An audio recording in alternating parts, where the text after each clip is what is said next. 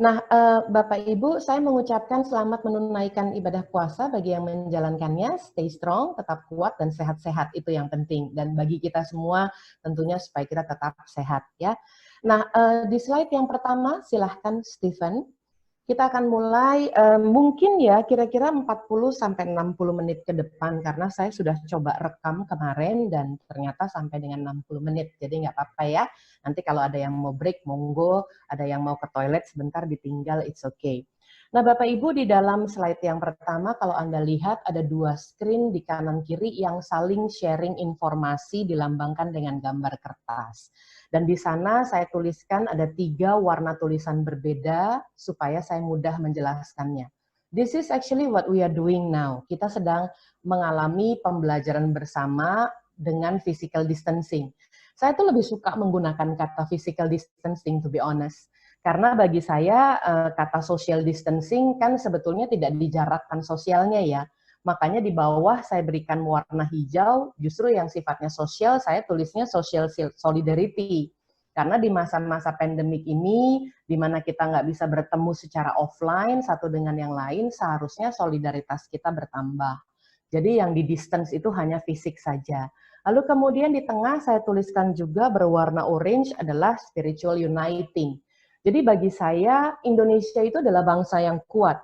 Bayangkan, kita punya Pancasila, di sila yang pertama adalah ketuhanan yang Maha Esa, betul ya?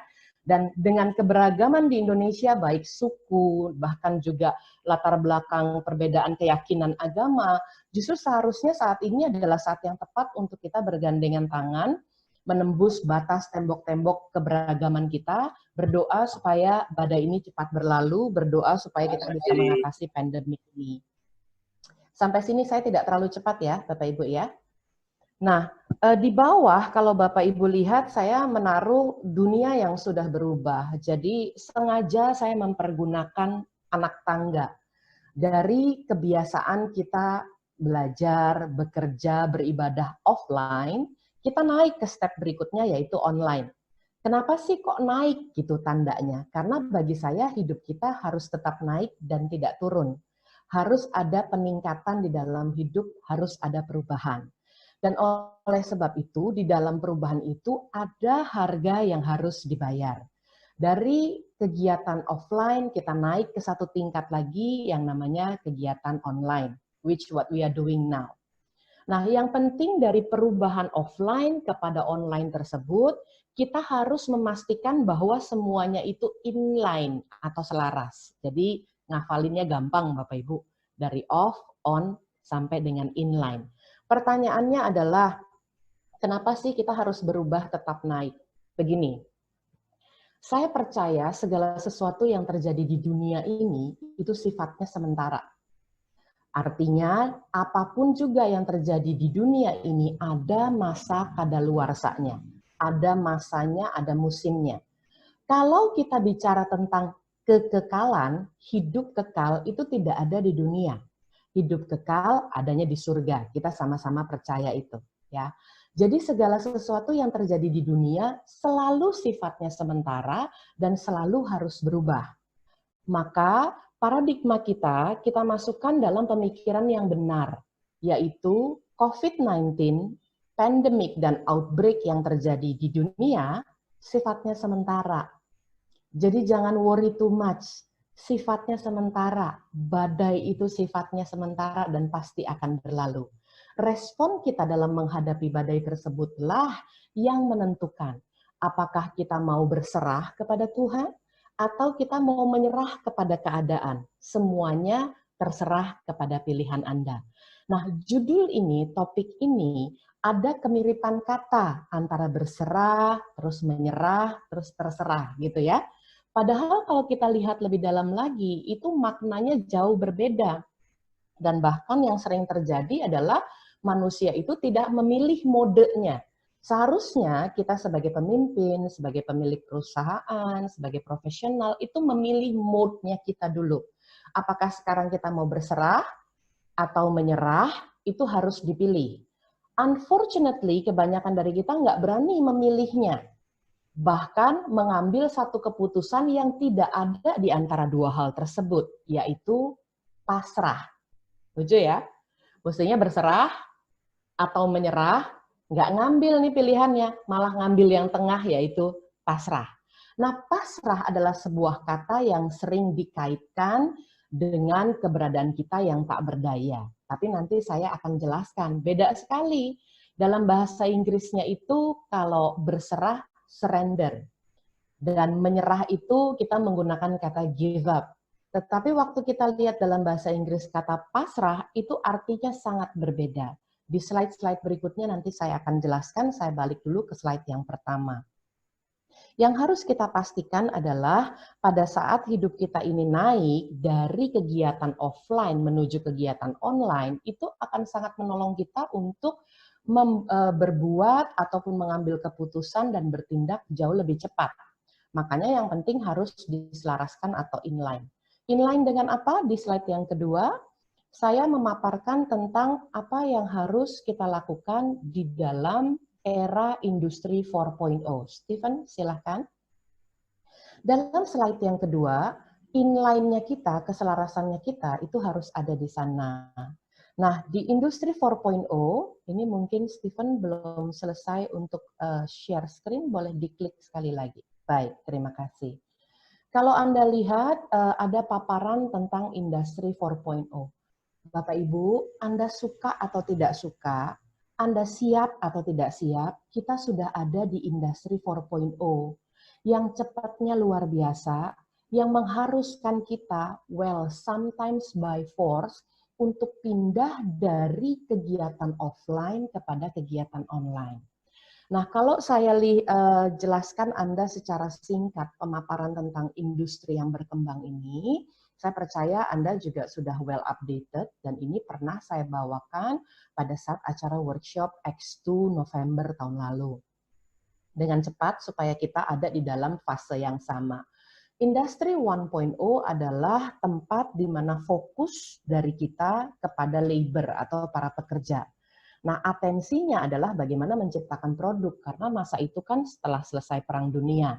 Lalu kemudian pindah ke industri 2.0, di mana fokus kita bukan lagi kepada labor, tapi kepada production and massification. Jadi artinya dari produk-produk yang sudah diciptakan di industri 1.0 itu dibuatnya secara volume lebih besar lagi.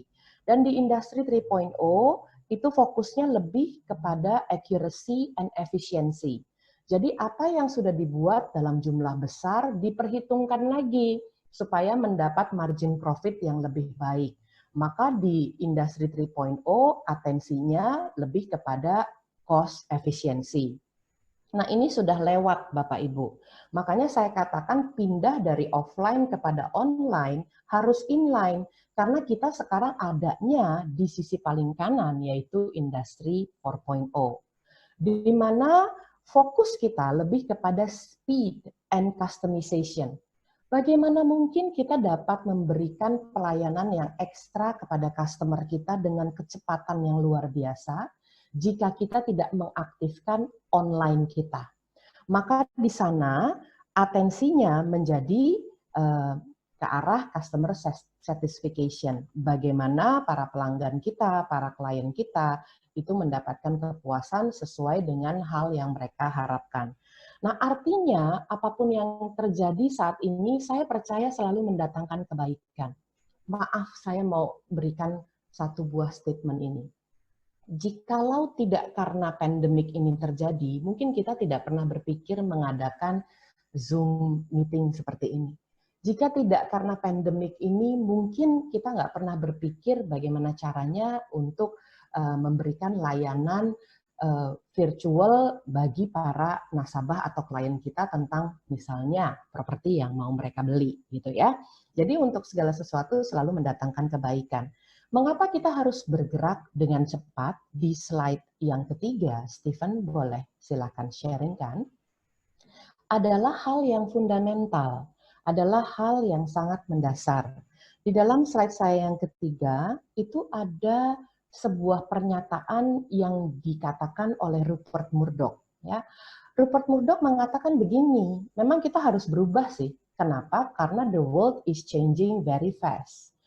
Perusahaan-perusahaan yang besar yang punya manpower banyak, mungkin modalnya besar, bahkan lahannya luas, itu tidak lagi menguasai.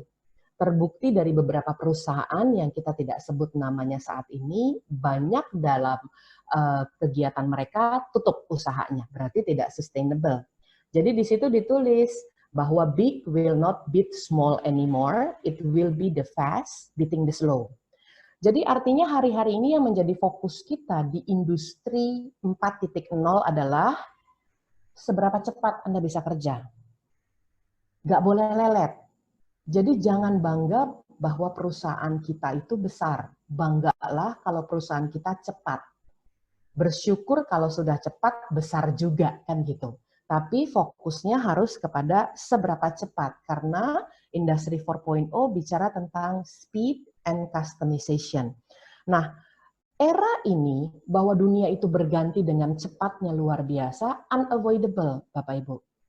Tapi saya paham benar bahwa untuk kita mengikutinya, nggak semua perusahaan itu siap. Makanya di slide berikutnya, Stephen boleh di-sharingkan. Era kecepatan ini yang terus-menerus terakselerasi disebutlah sebagai disruption era. Saya berikan latar belakang kuning supaya terlihat bahwa disruption itu adalah gabungan dari dua buah kata, disruptif yang artinya mengganggu, dan innovation. Lucu ya, mengganggu tapi membawa inovasi, kan gitu.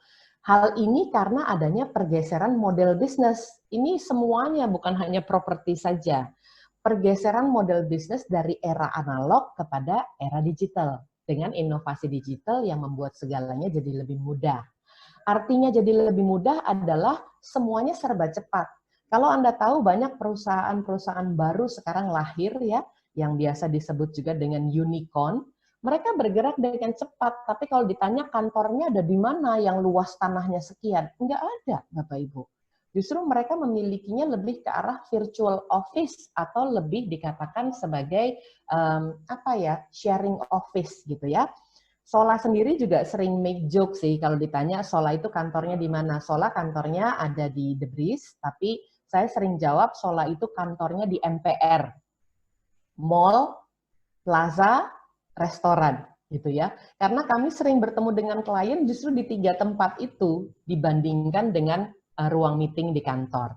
Nah, era disruption ini adalah era yang kita sudah masuk di dalamnya. Bapak Ibu coba perhatikan bahwa dari offline, ya mungkin kita nggak nyaman sih meeting pindah ke online, tapi itu menolong kita berubah. Dengan tadi ya catatannya segala sesuatu yang terjadi di dunia ini pasti sementara dan perlu berubah. Lalu kemudian era disruption ini kenapa jadi penting buat kita mempersiapkan diri ke depan? Slide berikutnya adalah slide nomor 5 yang saya masukkan data box di dalamnya. Coba Bapak Ibu perhatikan data ini sumbernya dari Badan Pusat Statistik di 2019 yang memprediksikan jumlah penduduk di Indonesia tahun 2020 yaitu sekarang adalah 270 juta. Nah, kalau Bapak Ibu lihat yang kuning itu perempuan, yang biru agak abu-abu itu laki-laki ya. Dan jumlah ini adalah merupakan sebuah keuntungan saat ini bagi Indonesia. Karena Indonesia dikatakan memiliki bonus demografi. Bapak Ibu, if you are fully aware bahwa bentuk demografi Indonesia adalah seperti diamond. Tangan saya menunjukkan bentuk diamond. Artinya bagian tengahnya itu lebih besar. Bagian tengah adalah bagian usia produktif jauh lebih besar daripada usia non-produktif. Di mana Jepang itu memiliki demografi yang berbentuk seperti huruf V. Jadi jumlah untuk yang produktif lebih kecil daripada jumlah yang non-produktif. Nah, ini adalah sebuah keuntungan jika kita dapat melihatnya dengan kacamata yang lebih positif. Artinya dengan bonus demografi tersebut, saya mencoba menghitungnya. Di kiri atas, itu saya menambahkan kolom kotak berwarna merah. Yang saya tambahkan adalah dari usia 10, ini agak naik sedikit ternyata ya, Stephen mestinya agak turun, tapi saya sebutkan saja. Usia 10 sampai dengan usia 49. Kenapa saya ambil usia itu? Padahal WHO berkata bahwa pemuda itu usianya sampai dengan 60. Jadi bagi Bapak Ibu yang saat ini join in dan usianya belum 60 atau pas 60, saya mau kasih tahu ya, bro, sis, Anda masih muda. Karena WHO bilang sampai 60 tahun tuh yang namanya pemuda ya.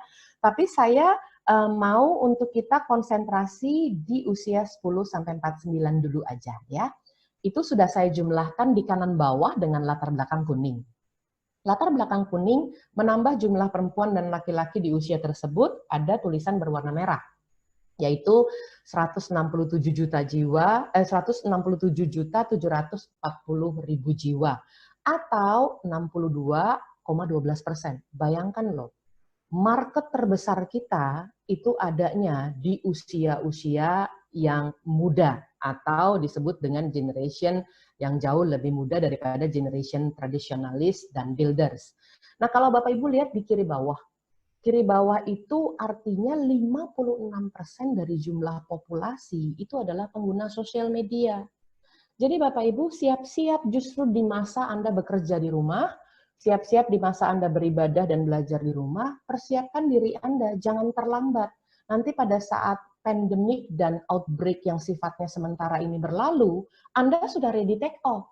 Siapkan itu. Kenapa? Karena 56% dari populasi adalah pengguna sosial media, adalah orang-orang yang sudah mengalami digital transformation. Bapak Ibu, kalau perusahaan kita, kalau bisnis kita belum mengalami digital transformation, saya mau kasih tahu, lakukan itu sekarang. Mumpung di rumah aja, ya. Sempatkan waktu untuk memikirkan bagaimana transformasi dari offline diganti menjadi online, yang kemudian akan diselaraskan inline dengan era disruption dan industri 4.0. Di slide saya selanjutnya, Stephen ke-6, saya mau interaksi sedikit boleh ya? Walaupun kita terbatas jarak dan juga terbatas ruang nih, saya juga nggak bisa lihat Anda saat ini, tapi saya mau dibantu sama moderator untuk melihat jawaban dari Bapak Ibu. Jadi sebentar ini saya akan berikan multiple choice. Anda tahu multiple choice ya, dipilihnya cuma boleh salah satu gitu ya. Karena saya nggak bisa melihat Anda, moderator mungkin bisa melihat, jadi nanti Anda menjawabnya salah satu dengan menggunakan jari. Jadi saya keluarkan pertanyaan, kalau jawabannya A ya A gitu ya, atau B, atau C, atau D gitu ya. Siap ya, harus ikutan semua menjawab dan harus jujur. Jadi cara jawabnya tuh gini, nggak perlu menjawab yang sebagaimana harusnya, yang baiknya. Nggak jawab dari hati, jawab dengan jujur. Next slide, Stephen, kita keluarkan pertanyaannya. Oke? Aku mungkin jawabnya via chat aja ya, karena ini saya juga nggak bisa Boleh. lihat semuanya. Teman-teman nanti bisa Baik. dijawabnya via chat supaya kita tahu pilihan Anda. Thank you. Baik, terima kasih Pak. Oke, kita mulai ya. Menurut Anda nih, dengan keadaan yang harus kita persiapkan, yaitu masuk dalam era disruption dan industri 4.0. Menurut Anda saat ini siapa sih yang menginisiasi atau mendorong cepatnya digital transformation terjadi di perusahaan Anda? A, para komisaris, B, para direktur, C, para CEO, atau D, COVID-19? Monggo, saya tunggu 5 detik countdown. 5, 4, 3, 2, 1. Thank you so much. Saya sudah melihat in glance jawabannya banyak seperti yang juga saya jawab, walaupun tidak semua. Saya percaya setiap orang menjawab pasti punya alasan tersendiri. Kalau untuk saya yang B. Mengapa yang B? Saya tidak pernah berpikir untuk mengadakan online learning. Terus terang, waktu saya kemarin begitu padatnya, sehingga waktu untuk memikirkan merubah dari offline kepada online itu entah kenapa selalu dikatakan tidak sempat. Tapi saya bersyukur atas apa yang terjadi sekarang, buktinya hari ini kita sedang melakukan online learning. So I have to say this, well thanks to COVID-19, terjadilah digital transformation di Sola. Nah, oleh sebab itu saya buat di slide berikutnya yang berlatar belakang biru, Stephen di slide nomor 8, adalah pernyataan ini. Jadi saya bilang sama diri saya, gitu ya, sambil teman-teman juga boleh sambil membaca untuk dirinya sendiri. I'm gonna make the rest of my life the best of my life. Mumpung kita masih dikasih kesempatan bernafas, mumpung kita masih dikasih kesempatan berubah, harus jadi yang terbaik, tangganya harus tetap naik. Makanya berubahlah selagi masih ada kesempatan. Bapak Ibu, kata chance, kesempatan, dengan kata change, itu urusannya cuma beda satu huruf, tetapi maknanya begitu mendalam. Anda yang sudah mengikuti sesi bersama dengan Pak Yakub Esra minggu lalu ya, kalau nggak salah, itu Anda sudah belajar nggak boleh lama-lama berada di dalam comfort zone, Bapak Ibu. Saya berikan statementnya ya, there is no comfort in change, and there is no change in comfort. Hidup adalah pilihan. Nah, di dalam slide saya yang berikutnya, ke-9, itu saya mengambil satu buah kalimat yang akan memudahkan untuk kita sama-sama belajar. Silakan, Stephen. Di slide yang ke-9, saya mengajak Bapak Ibu turut membaca masing-masing di rumah ya, dari statement ini bersama dengan saya. 3, 2, 1. Kehidupan selalu ditandai dengan bukti pertumbuhan dan segala sesuatu yang bertumbuh pasti berubah. Selama kita hidup di dunia yang bersifat sementara, selalu ada kesempatan untuk melakukan perubahan ke arah yang lebih baik agar layak masuk dalam hidup kekal. Saya mau sentuh dari sisi spiritual. Maaf Bapak Ibu, saya tidak sedang bicara agama, saya bicara tentang spiritual life atau kehidupan rohani. Saya percaya segala sesuatu yang di dunia sementara, kekekalan hanya ada di surga. Nanti kalau kita sudah hidup kekal sih nggak dituntut untuk berubah lagi. Tuntutan untuk kita berubah lebih baik adanya di tempat yang sementara. Jadi siap-siap, persiapkan dirimu, bersyukur atas segala yang terjadi karena itu akan mendatangkan kebaikan. Nah, pertanyaannya adalah waktu kita setuju bahwa kita harus berubah, pertanyaannya adalah cara berubahnya ini mau dengan cara apa? Nah,